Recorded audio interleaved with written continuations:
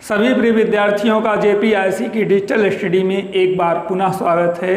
आज का वीडियो कक्षा 11 के विद्यार्थियों के लिए है और इस वीडियो में हम संस्कृत दिग्दर्शिका के तीसरे पाठ सदाचारोपदेशः का अध्ययन करेंगे। प्रिय विद्यार्थियों, इस तीसरे अध्याय में सदाचार के उपदेश दिए गए हैं। कुल 12 श्लोक हैं। जब हमारा सिलेबस कक्षा 11 और 12 का एक था तो बोर्ड परीक्षा में इस पाठ से लगभग प्रत्येक वर्ष प्रश्न पूछा जाता। इससे आप समझ सकते हैं कि यह पाठ कितना महत्वपूर्ण है। इस पाठ में महाभारत, गीता तथा अन्य उपनिषदों के श्लोक संकलित हैं। एक शब्द में कह सकते हैं कि ये श्लोक वह चाबी हैं जो किसी भी ताले को खोलने में समर्थ हैं। परीक्षा में तो अंक दिलाएंगे ही, हम अपने सत्य आचरण से जीवन की किसी भी परिस्थितियों से निकलकर सफलता की बुलंदियों को छू सकते हैं। तो आए आज के वीडियो में बहुत ही सरल और सहज ढंग से हम आपको इन 12 श्लोकों का हिंदी अनुवाद करके बताते हैं। पाठ्य पुस्तक के सहारे श्लोक को पढ़ेंगे, फिर उसमें कठिन शब्दों का अर्थ बताएंगे और अंततः भावार्थ से हम इतने सरल ढंग से आपको बताएंगे कि आपको थोड़ी सी भी क्लिष्टता नहीं होगी। जब भी आप पढ़ेंगे वीडियो के सहारे पुस्तक जरूर हो, पुस्तक सभी विद्यार्थी ले लें। आदित्य पब्लिकेशन की पुस्तक ले करके हमारे साथ भेजे गए पीडीएफ और वीडियो का अध्ययन करें। पहला श्लोक पढ़ते हैं। कुछ श्लोक हमने ब्लैक बोर्ड पर भी लिखा है, जिसमें से पहला श्लोक देखें। समगच्छध्वम समवदध्वम सम वो मनांसि जानताम देवाभागम यथा पूर्वे संजनानाम उपासते। आप देवता बन जाएंगे। देवता और मनुष्य में अंतर क्या है?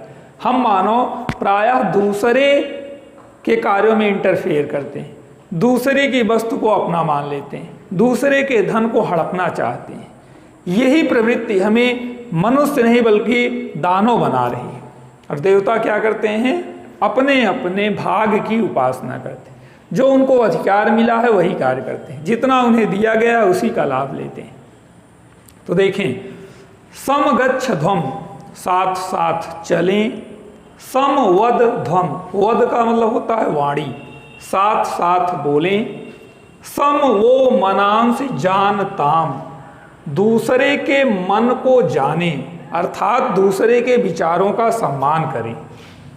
देवा भागम यथा पूर्वे, यथा का मतलब जैसे देवता लोग पूर्व में जन्म लेकर संजना नाम उपासते, अपने संचित कर्मों की ही उपासना, अपने संचित भागों की ही उपासना किए। जो कर्म के द्वारा संचित किए थे उसी का उपभोग किए। तो हम सभी को अपने कर्मों के द्वारा संचित विषय वस्तु का ही भोग करना चाहिए। एक बार पुनः देख लें। साथ साथ चलें, साथ साथ बोलें, एक दूसरे के मन को जानें। जिस प्रकार देवता लोग पूर्व में जन्म लेकर अपने संचित भागों की उपासना की, भोग की, उसी प्रकार हम लोग भी करें। दूसरे श्लोक में बताया जा रहा है कि प्रत्येक व्यक्ति को कर्म करते हुए ही जीने की इच्छा रखनी चाहिए। यदि हम अकर्मण्य हैं तो हमें जीने का कोई अधिकार नहीं है। ध्यान से देखें। कुर्वन्यवेह कर्माणि जिजीविषे क्षतम समाह एवं तोय नान्यथो अस्ति ना कर्मम लिप्यते नरे। कर्म करते हुए ही 100 वर्ष तक जीने की इच्छा रखनी चाहिए। एवं तोय नान्यथो अस्ति, तुम्हारे लिए भी इससे अतिरिक्त नहीं है, इससे अलग नहीं है। अर्थात तुमको भी कर्म करते हुए ही जीने की इच्छा रखनी चाहिए। ना लिप्यते नरे, परंतु उसमें लिप्त नहीं होना चाहिए, उसी को सब कुछ नहीं मानना चाहिए। जैसे धन संग्रह करना चाहिए, ज्ञान संग्रह करना चाहिए, सब कार्य करना चाहिए, लेकिन धन में लिप्त नहीं हो जाना चाहिए, उसी को सब कुछ नहीं मान लेना चाहिए। आगे बढ़ते हैं और तीसरा श्लोक देखते हैं। बहुत सुंदर, बहुत प्यारा श्लोक है। मधुमन में निष्क्रमणम मधुमन में परायणम वाचा वदामि मधुमद भूयासम मधु सदृशा। मधुमन में निष्क्रमणम, हमारा जाना मधुरता से युक्त। मधुमन में परायणम, जाने आने का मतलब यह हुआ कि इस लोक में आना और इस लोक से जाना। मधुमन में निष्क्रमणम मधुमन में परायणम, हमारा आना मधुरता से युक्त हो, हमारा जाना मधुरता से युक्त हो। वाचा वदामि मधुमद, वाणी से सदैव मधुर बोलें। भूयासम मधु सदृशा, भू का मतलब होता है जीव, सभी जीव जंतुओं के लिए मधु के सदृश का मतलब समान हो जाए।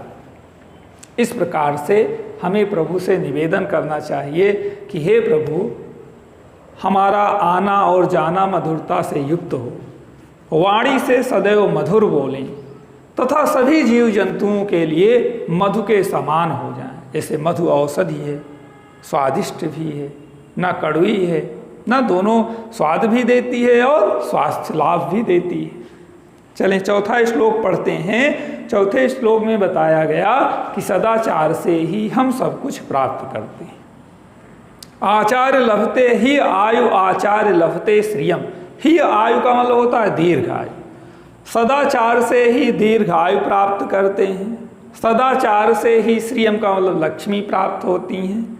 आचारात कीर्तिम अपनोति, कीर्ति का मतलब यश, पॉपुलरिटी। सदाचार से ही कीर्ति प्राप्त होती है।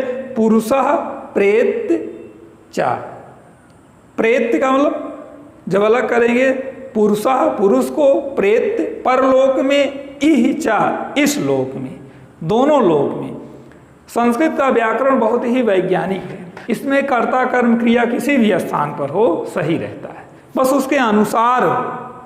तो जो इसके अंतिम भाग है, दूसरी लाइन के अंतिम है कि पुरुषा प्रेत्य चा इह चा, यही सब्जेक्ट है, इसको सबसे पहले ले जाएंगे तो सुंदर अर्थ बन जाएगा। जैसे मनुष्य को इस लोक में और परलोक में सदाचार से ही दीर्घ आयु मिलती है, सदाचार से ही लक्ष्मी मिलती हैं और सदाचार से ही कीर्ति मिलती है।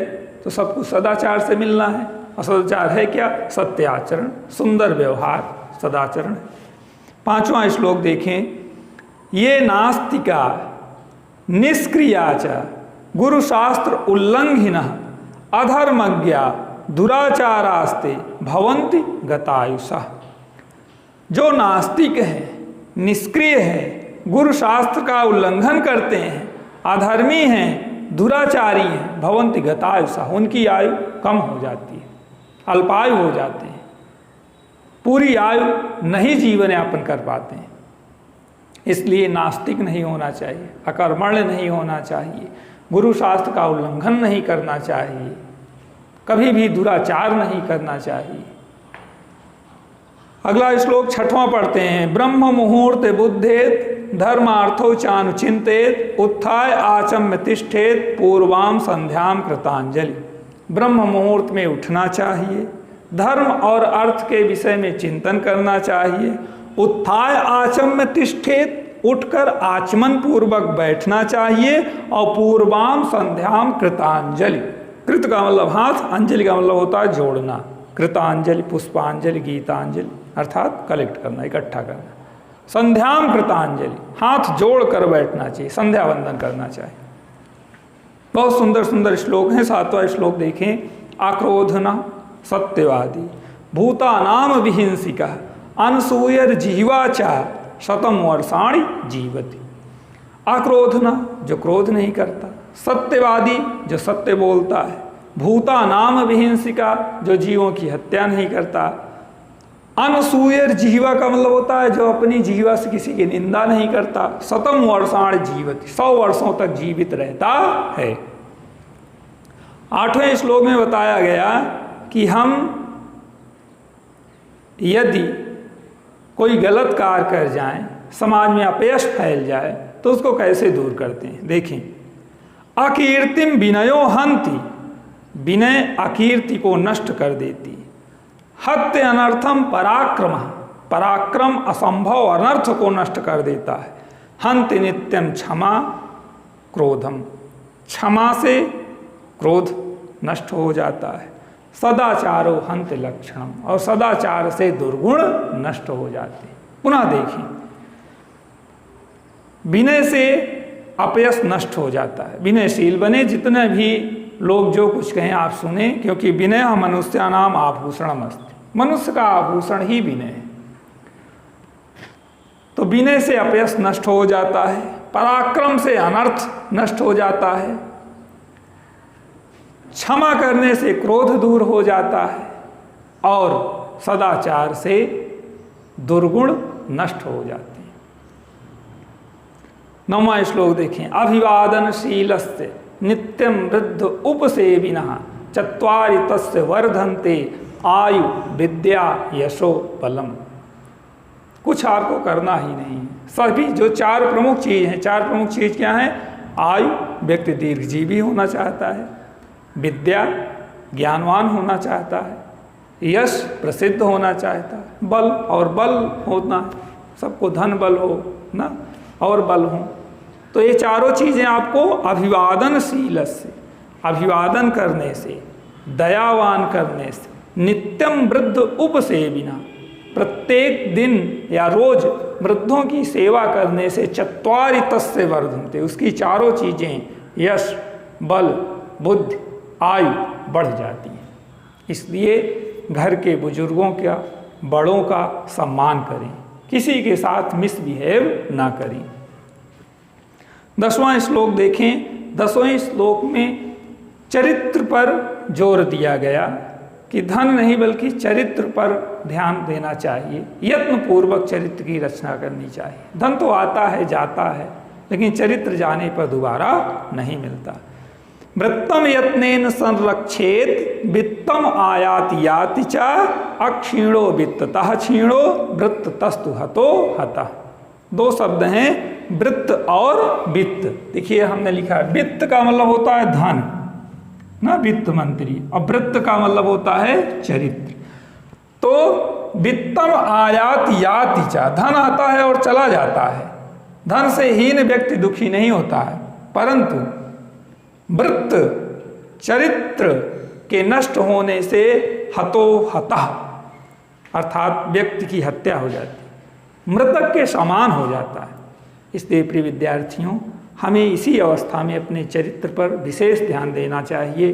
चरित्र यदि आपका है तो आप कुछ भी प्राप्त कर सकते हैं।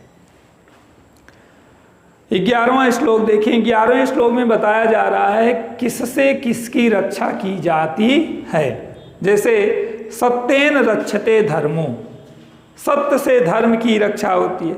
विद्या योगेन रक्षते, योग से विद्या की रक्षा होती है। मृजया रक्षते रूपम, मृजया का मतलब स्वच्छता से रूप की रक्षा होती है। और कुलम वृत्तेन रक्षते, कुल की, वंश की, चरित्र से रक्षा होती है। चरित्र पर विशेष ध्यान दें। चरित्र के नष्ट होते ही आपका कुल नष्ट हो गया। कार्य तो आपके द्वारा गलत होगा, लेकिन नाम पिता का जोड़ा जाता है कि फलाने का पुत्र था, फलाने की पुत्री थी ना, फला व्यक्ति। तो फला व्यक्ति कौन है? वो आपका कुल है, वो आपका वंश है। इसलिए चरित्र पर जरूर ध्यान दें। अंतिम श्लोक 12वां महाभारत का श्लोक है। भीष्म पितामह जी सैया पर पड़े थे। युधिष्ठिर धर्म के विषय में जाकर पूछते हैं कि पितामह धर्म की शिक्षा दीजिए, धर्म क्या है। लोगों ने इतना धर्म के विषय में बता दिया कि क्या सही है क्या गलत है करना दुष्कर हो गया, कठिन हो गया है। बहुत लोग धर्म के विषय में तमाम लंबी लंबी गाथाएं गाते हैं। कितना सुंदर संक्षिप्त रूप से धर्म को बता रहे हैं, हम सबको जानना चाहिए।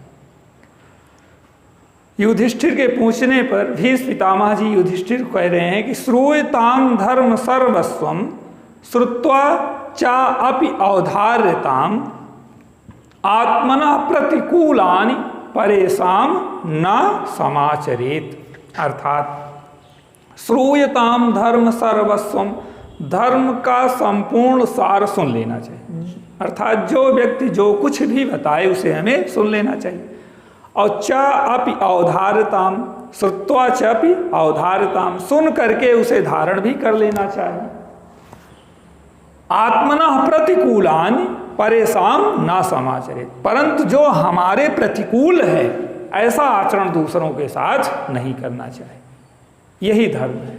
जो हमें खराब लगता है वो सबको खराब लगेगा, इसलिए वह कार्य ना करें। यही क्या है? धर्म है। तो आशा है कि आज के वीडियो से आप सदाचारोपदेशा के श्लोकों का हिंदी अनुवाद कर लेंगे, लिख लेंगे।